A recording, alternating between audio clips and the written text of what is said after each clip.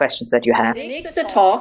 The next talk is from MRQ from the CCC Aachen. He does many things with computers and electronics, and he is working on signal processing as a professional. And today he will show us simple methods for text embedding. Hallo zusammen. Hi everyone. Heute geht's mir jetzt Hi. Today I'm talking about text embeddings and how to use it. First, I am not a professional on this area, in machine learning area, but I'm working on signal processing and my day job. And the nice thing is that so it's easy to use techniques from signal processing on text as well. And that's the big difference compared to what you usually know at machine learning. What usually you think what the big names do, like GPT or DALI,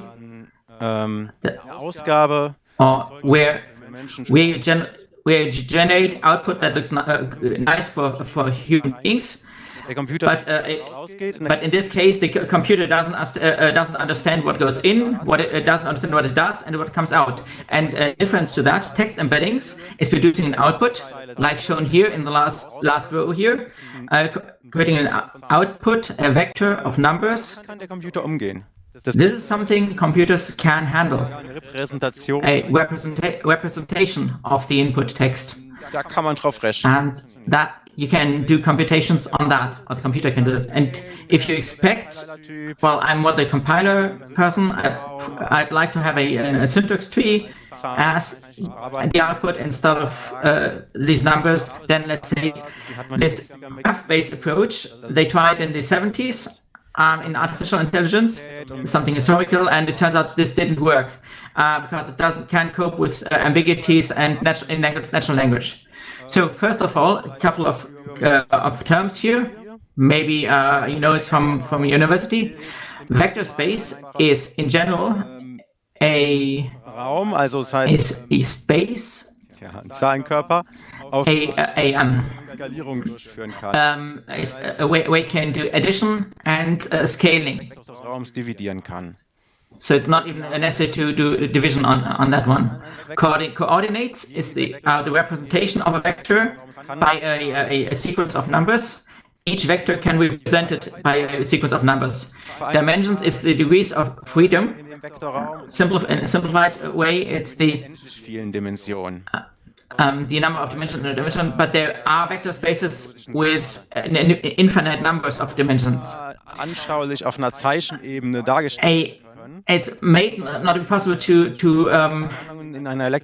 show a vector space in a visual way. For example, currents and the voltage in electricity can also be represented as a vector space. Embeddings, term from machine learning, is a vector space, a dense vector space with a relatively low number of dimensions. Relatively low number because often in machine learning you're working with vector spaces of thousands or 10,000s of elements here. Text encoding is the projection of a text into the vector space, but quite often I'm probably going to use the term text embedding instead of encoding here because most people are using that one in practice.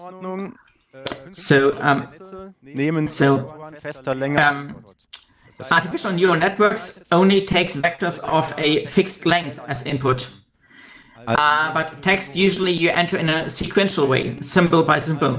If you put it into in an ASCII sequence, that's not very well suited for this purpose because you can't compute on ASCII. Even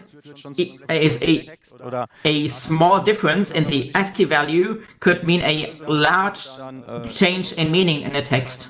And so one solution here is what we call tokenizing. So from word fragments, you project to numbers. So something like a few 10,000 possible tokens here in the vocabulary.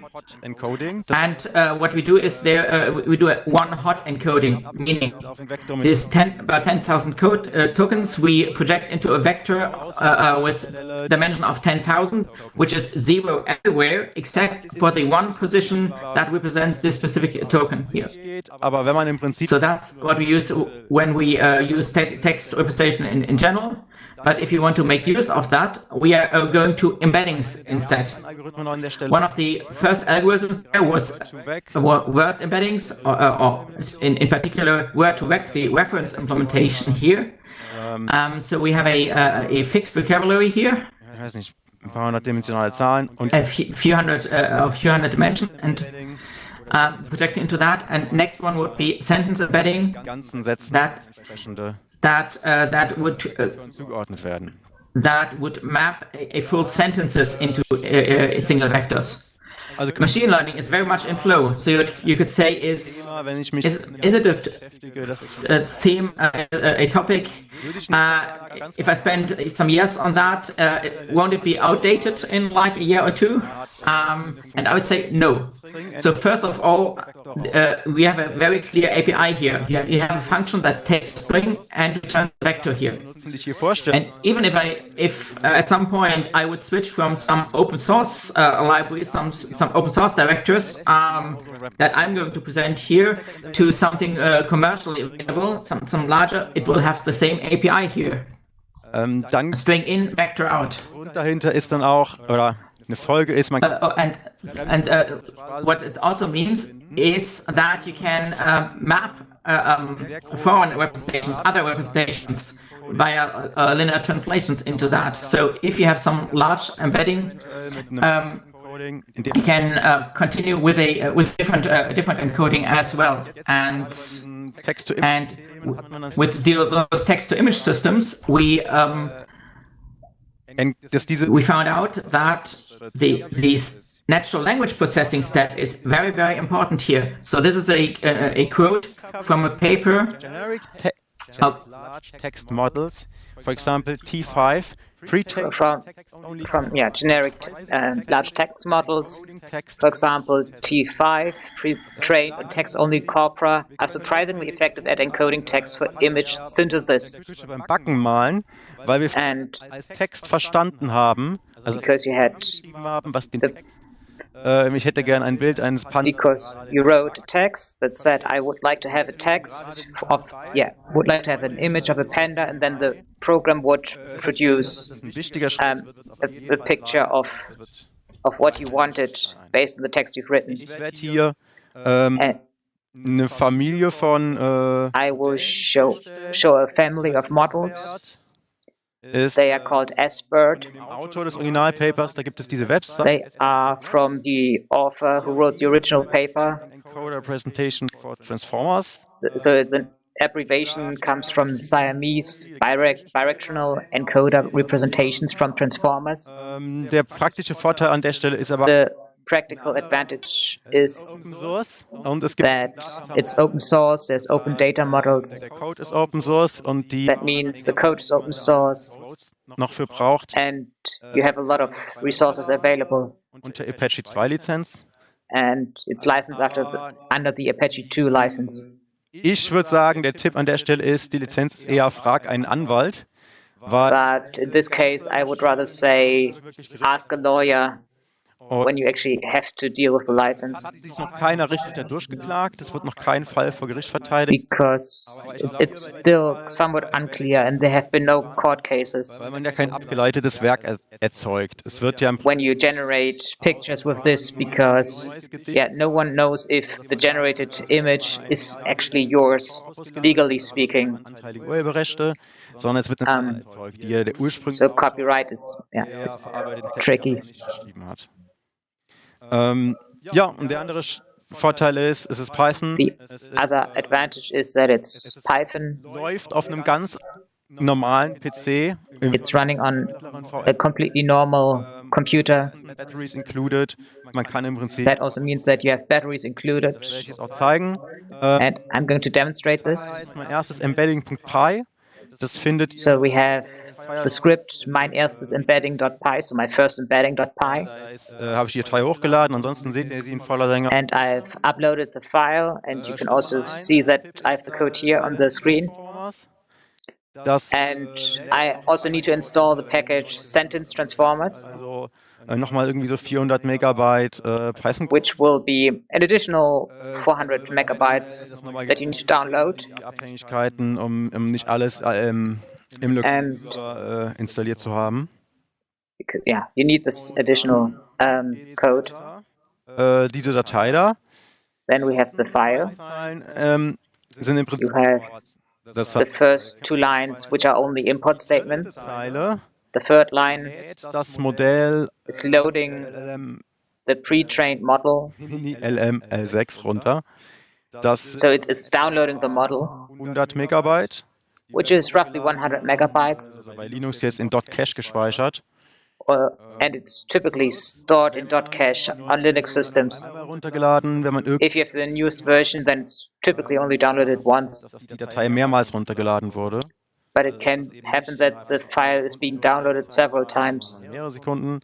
Dann kann Then man it's taking longer. mit diesem Identifier auch den Pfad in Dort Cache nehmen. Yes, but based on the identifier, you might be able to locate the file in your cache directory. 5 bis 9 Lines 5 to 9, Sätze we have angegeben. sentences.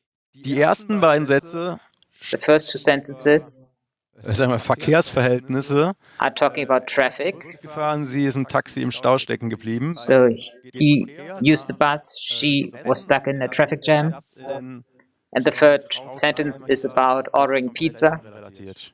And the fourth sentence is completely unrelated. Das ist die eigentliche Magie. Wie gesagt, Line 11 is the actual magic. .encode. We're calling model.encode. Normalized Embeddings sollte man sich vielleicht kurz mal im Kopf behalten. Später noch dazu. So normalized embeddings is something we will talk about a bit later on. Sätze ausgegeben. Die Ausgabe davon sieht man da drunter.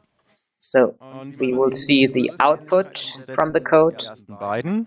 and we see the similarity between the different sentences. Der erste Satz in der mittleren Spalte ist der zweite Satz und rechts ist die Ähnlichkeit. So we have the similarity on the last column, and then we have the indices of the columns in the first and second column. Die zweitgrößte Ähnlichkeit ist zwischen The einer der ersten beiden Sätzen second largest. Pizza for lunch. Yeah, so when you look at the ordering, you see that the highest Zu allen anderen similarity is between the first and the second line, so index 1 and index 0, Jetzt habe ich gesagt, and so on and so forth. If you go down L6 the list. geladen. Das ist jetzt war bisher einfach so eine And I have downloaded this noch mehr was. model, but there are more finished models that you can download.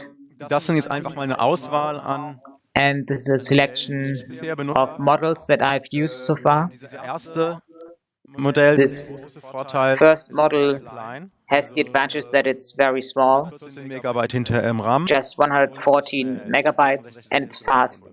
Und das ist auch, gilt als, And it can process a lot of sentences each second. aber dann leidet irgendwann die Qualität. Die nächste Modell, das Still Use The next Cased V1. model is the still use base multilingual cased 1. Die unterstützen angeblich 15 Sprachen auf der, It allegedly supports 15 languages. also keine Ahnung, was die anderen beiden sind, haben sie wohl selbst nicht rausgefunden, I couldn't actually figure out all the language codes. pro Sekunde auf meinem Rechner. Das hängt ab, ne? Also Speicherbedarf, And it can, yeah, process 19.4 sentences each second. machen will, wie groß man eine VM mieten muss.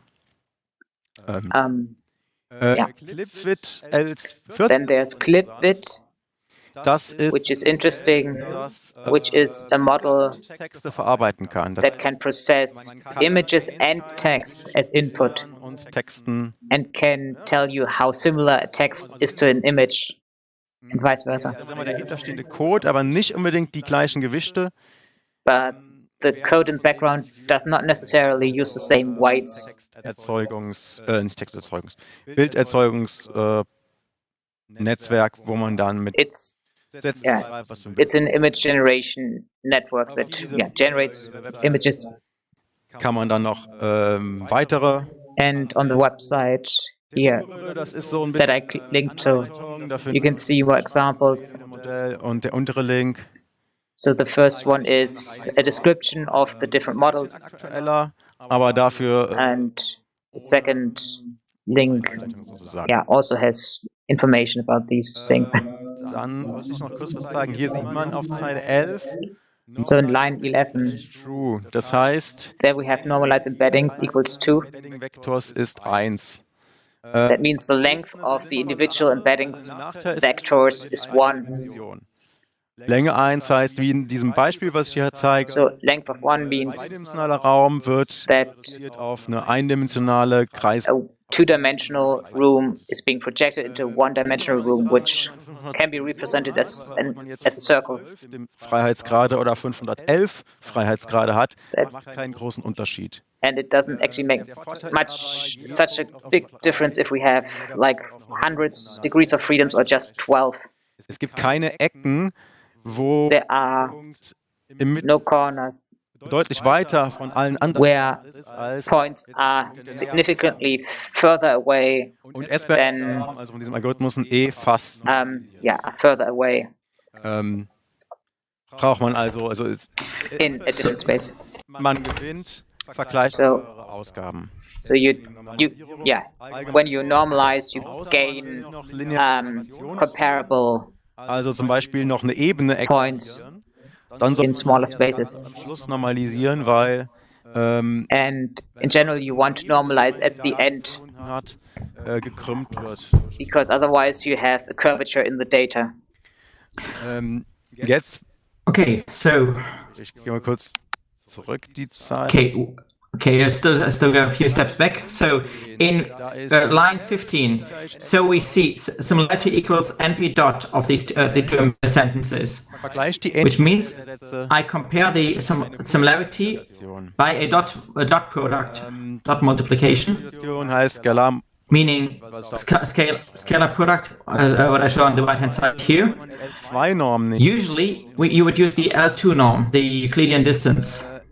Ist auf Sphären egal. On spheres, it doesn't really matter because if you look, Sowieso schon auf einer Kreisoberfläche. if you know that everything is on a sphere already, on the surface of a sphere, then both norms, L2 norms and cosine similarity, give you the same order L2-Norm ist of distances, and L2 norm is better conditioned for very close values. So if you looked. If you are here at that point, that's the point it is about, and there's another point directly next to that, then in L2 norm in the closer direction you're orthogonal to the distance, whereas the scalar product. bildet zwischen dem Punkt der So if you calculate the scalar product between a point and a close which is very close, there's only a very low difference here. But this doesn't really matter in practice because in the kind of data we are looking at here, the distance is quite large 90% Ähnlichkeit. actually. So you'll never be able to generate two sentences which have a similarity of 99 point something %. Ja, Skalarprodukt hat eine Rechenoperation weniger. Scalar also has less operations, which is probably the same. Most people are using that. Damit habe ich dann mal So with this, I created created some code that takes man pages, so these Linux manual pages, and implements a search algorithm here. Let me just skip through that here. The result is, well, not very convincing. So what I did, die beiden Sätze mal suchen. I searched for the two different sentences here. Auf XEV. And left hand something specifically for XEV. So it was the third result here. Because in most pages, the problem is not that the page I'm searching is the first hit, but your usual problem is that you are not even entering the correct keyword, see the correct keyword as all. On the right hand side, for the program hat, it worked rather good as well, but I have to say that all of the other programs here I was looking at with not very trivial descriptions, I wasn't able to find that here. Die komplette Funktionalität von dem Programm in einem. Because my guess is that that you never find the whole functionality of a program described in just a single sentence here. But there is something that works better here, and this is arithmetic with properties here. So there's a classical example here: king minus man plus woman equals queen. So this is from the motivation of word to vec, which is the original embedding of individual words, and the scenario is like that.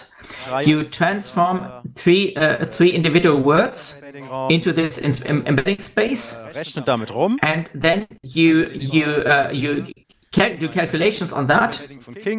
Embedding in this case, embedding from king minus embedding of man plus embedding of woman, and then you see what's the result of that, or more precisely, which word in a dictionary is closest to the generated embedding here. And is this queen what you would expect here?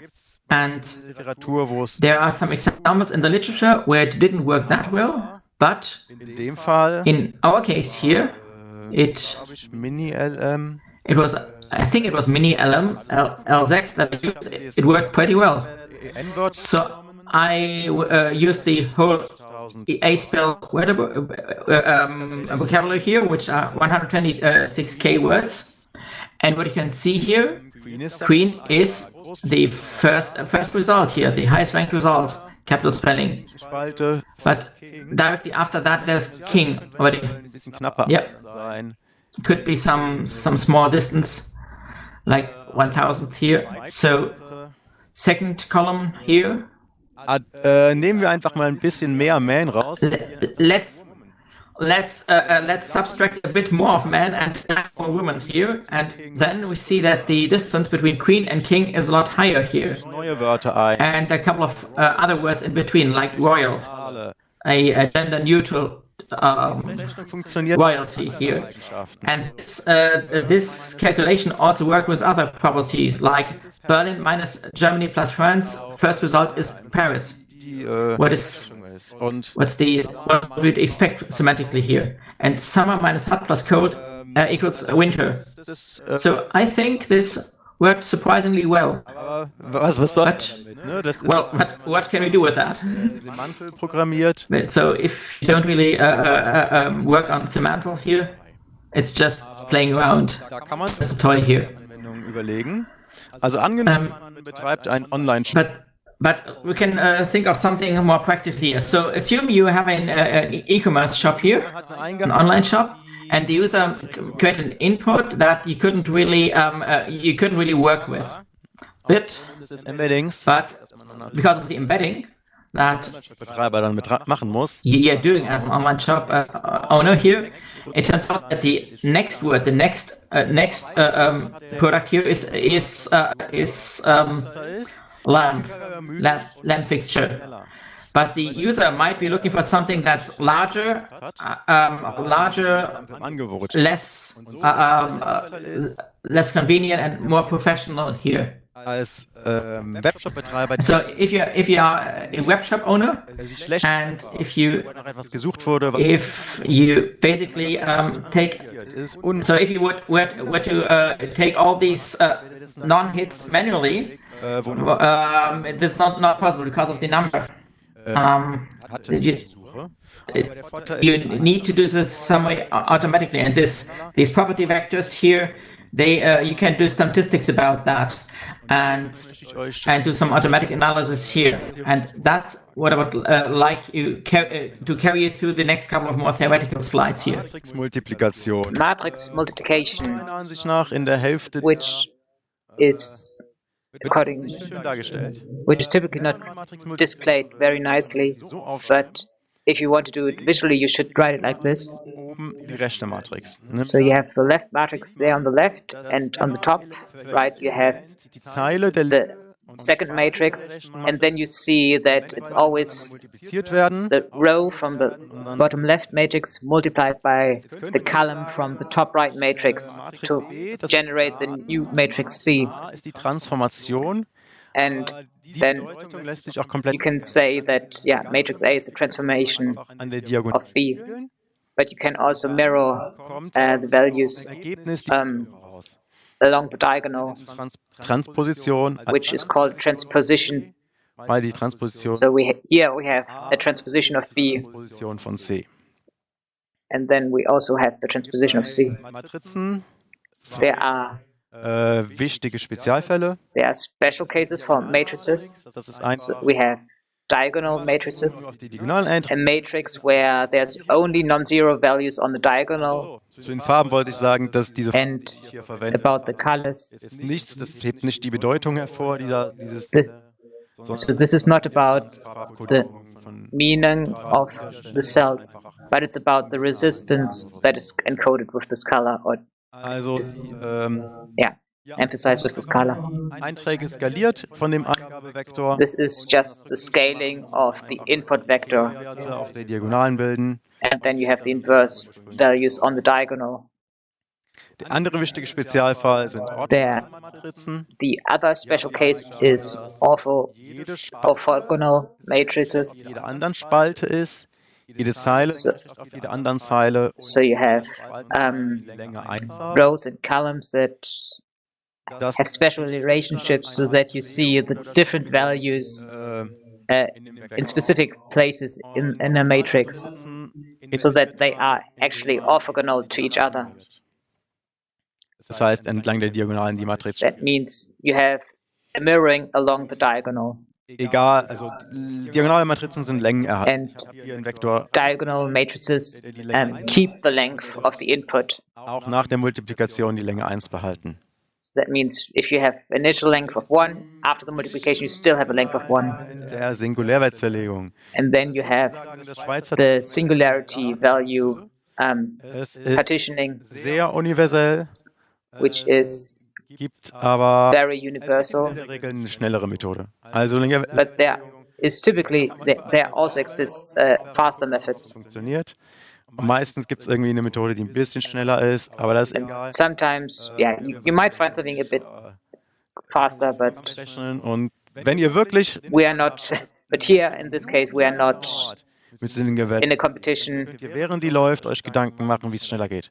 And if it's really too Singulär slow, then you can still think while you're waiting for the result, what kind of other algorithm you could use. als Multiplikation einer Every matrix can be represented as a multiplication orthogonalen Matrix. of different matrices with another diagonal matrix, which is called the singular value decomposition. API.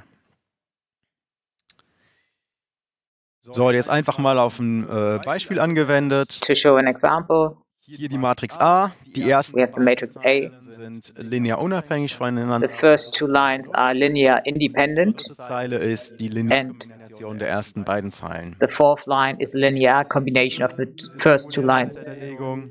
Then we have this singular value decomposition, and we see in the matrix sigma that there are only two entries that are non-zero. Festgestellt, dass es nur And zwei unabhängige Zeilen gibt. that means there's only two independent rows. Die letzten beiden Zeilen von Sigma und die letzte Spalte And Sigma 0 ist, because the last column and row of sigma are zero, und die letzten that Spalten. also has consequences for the V star matrix, Das heißt, man kann die Matrizen reduzieren auf which means we can den oberen linken Bereich. reduce the matrices. Jetzt kann man da noch nicht direkt erkennen, was das mit You A can't zu tun hat, aber directly see what this has to do with A. Sigma-Schlange und V-Schlange Stern For example, if you multiply sigma aussieht wie snake and A und das V star snake, sieht man auch dann you see this sigma tilde, man sieht schon hier, die Einträge an U-Schlange sind beide gleich. and you see, okay, these two entries are the same, Diese beiden Einträge müssen hinterher multipliziert 0. These two entries have to result, if you add them together, have to be 0.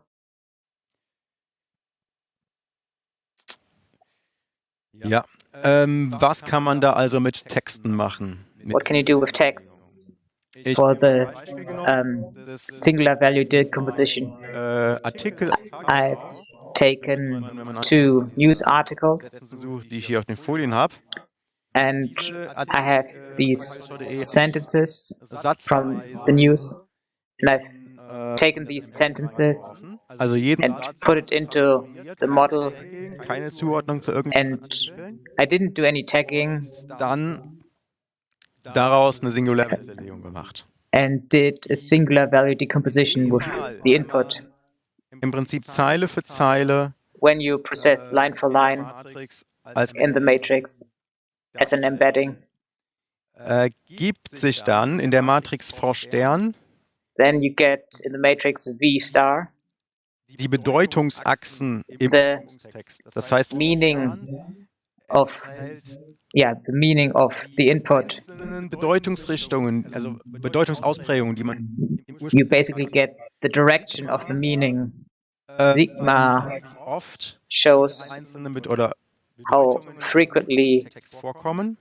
Und U the meaning occurs in the original text, an, wie sehr in dem die Bedeutung and vorhanden ist, die durch V Stern repräsentiert wird. then you see how frequently this meaning occurs. Zum Beispiel ist, In this example, we have die Bedeutungsachsen von V 2 meaning axes V0 und of V0 and V1. Zeilen von V.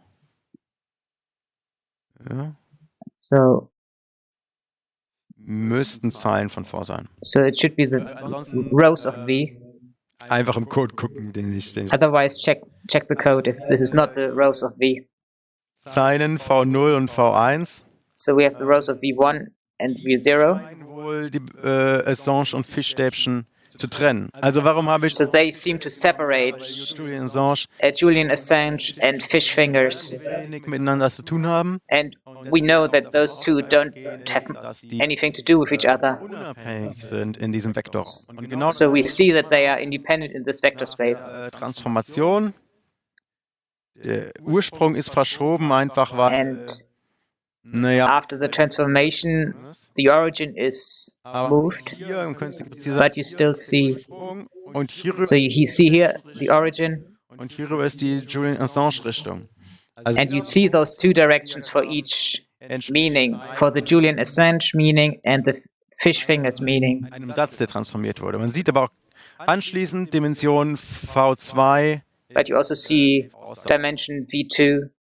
Wenn man sich also das anguckt, So if you look at this, könnte man, this first dimension, you could say that man hat hier 2 Vektoren, you have 2 vectors here die diese Richtung zeigen und going into this direction and that direction here, schon ziemlich which senkrecht aufeinander stehen. are rather orthogonal to each other. And here, up here, on the origin, there is something like meaninglessness.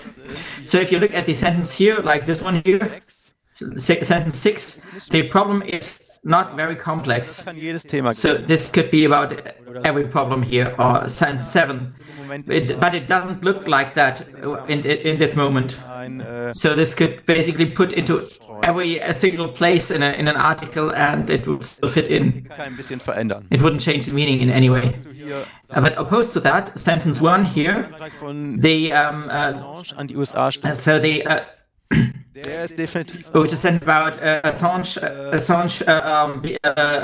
Fischstäbchen geht schon gar nicht mehr. Assange expedition request by the US could get any worse than that. Or this one here with a fish fingers producer, the fish comes basically from the United States. So it is basically at the end of this vector here, because it's very, very specific to this topic. So, Okay, so we have some, wir erkennen hier we recognize Pfeile as blue and as red arrow, we have these semantic vectors, these meaning vectors, but we have to do this manually. But I want the computer to do this. So we take this encoding, meaning matrix encoding here. So we take the encoding, do a matrix, multiply this by an expected matrix, and get a unique vector here, which says in the first place here, it says it's about Julian Assange. Second place, it's about fish fingers. And the third one is about anything else. And if you do this just with your training data, writing down, and what comes out is that after this calculation, Trainings-Embeddings, that die Pseudo-Inverse bilden muss. That you basically have to create the pseudo-inverse of the embeddings from the training and multiply this with the expected vectors, and then you get the matrix that you want here. So in code it looks like this here. So solve minus p solve as minus f1 dot pi you find on the website for this talk here. So on the top here I have the training data with the properties I want to assign to them. And next couple of lines we have the separation here, and here we have we can calculate the embedding in line 28. Und dann habe ich hier neue Sätze. And then I have some new sentences here. And with those, I would like to test, I would like to evaluate whether all of this works here. But here I don't take the whole embedding, but the upper left subspace here, because if you just take the full embedding, you'll get some case of overfitting. So the 8 dimensions we have here would be exact representation of the input data. And if I would landet man, also Overfitting ist ein Problem. So overfitting is a problem here. So I did this here for a reduced number of numbers. So full length here, 6 dimensions and 3 dimensions. And this works pretty well. So here on front, this is Assangeness, this is Fischfingerness, and this is den Blabla-Anteil in dem Satz. This is blah blah. And what you can see here is that in each case here, each sentence, the largest value by far is the coordinate that is assigned correctly. But I think with 6 dimensions it works even better than with 8, because the distance to second place is a lot larger here. Is a bit larger than here. Es gab sogar mit 3 Vektoren. So it even works with with a dimension of 3 with 3 vectors, but you can't go smaller than that, because we want to get 3 numbers out of that, and if we have less numbers there, it doesn't work. So if you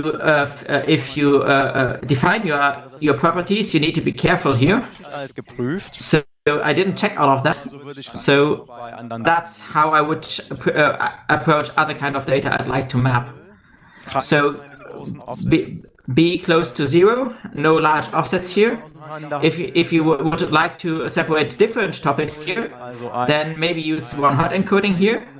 So one coordinate for each topic, instead of trying to map them in some other way. Compress the value range. You have to just play around, try things out. And if it really doesn't work like that, then just try something else. So last slide here with contact information and references. Let me briefly go through the references. Face.co is like kind of GitHub for machine learning. It's a magnificent website here. It's a great website. You can just have a look at that. I have this scenario and this problem here, and you can immediately get the right model for that, some example applications for that. You see the licenses, you know which data those are trained from and by whom. You can directly download that. And there's something like 10 lines of Python. You can directly try these models out. Sbert.net is the website of the code I presented here, which is rather static. Hasn't really changed much since 2020, but very good introduction point here. More for beginners than what you typically find at Hugging Face. The massive text embedding benchmark is some kind of high score for text embeddings. You can have a look at that, what's currently state of the art, what's currently bleeding edge, but sometimes the embeddings behind this are just huge, like 6 gigabytes of RAM, something like that. So not really practical in some cases. And then, of course, the pre-talks link here, as long as this website still is. So you are going to find the code that I presented here. So, and that's it for me. Herzlichen Dank. Thank you very much, Für deine Einführung in das MRQ, for your introduction to this topic, und auch die schönen and Beispiele, die du also the mitgebracht hast, nice examples that you provided between Julian Assange and fish fingers. I'm sure there are also a lot of other applications. Wir haben eine Frage We aus have dem one Chat question. für dich, und zwar ist die zu KNN, also künstliche neuronale Netze. The question that we have is about artificial neural networks. Eingangs erwähnt, ja, genau. You mentioned at the beginning. Netzwerke für alle, die es sich vielleicht auch nicht gemerkt haben. So yeah, yes. So Eingangs hast du erwähnt, dass die Eingabe von einzelnen Buchstaben nicht gut funktioniert. you said that entering individual letters did not work well. If so, would it be better if we used whole syllables so that you also have the pronunciation? Das ist Tokenizing. Yes, this is what tokenizing means, actually. So what you take as an input at artificial neural network is the first step is outside of the network here is tokenizing. So Der Text wird zerlegt. So the text is split into smaller segments, smaller parts here, depending on the language. It's, for example, one character with Chinese characters. With Germans, it's typically something like syllables, and they are mapped to tokens. I didn't specifically see syllables. It would be possible, but I haven't seen this so far. So first step is tokenizing, and then is a very broad, a very large vector, something like 10,000 dimensionality, which is then reduced in a next couple of steps in the ANN. Okay, super. Vielen Dank. Okay, Es sind ja jetzt super. Beispiele online There are some examples that are online, verlinkt, also wenn ihr da Interesse which are habt, also linked. So if you are interested in this, you can. sehr gerne eingeladen. You're invited to look at these examples online. There are no further questions on the internet from the internet, and therefore I would just like to say thank you for everyone behind the scenes working on the tech, working on the infrastructure for the Signal Angel and our speaker.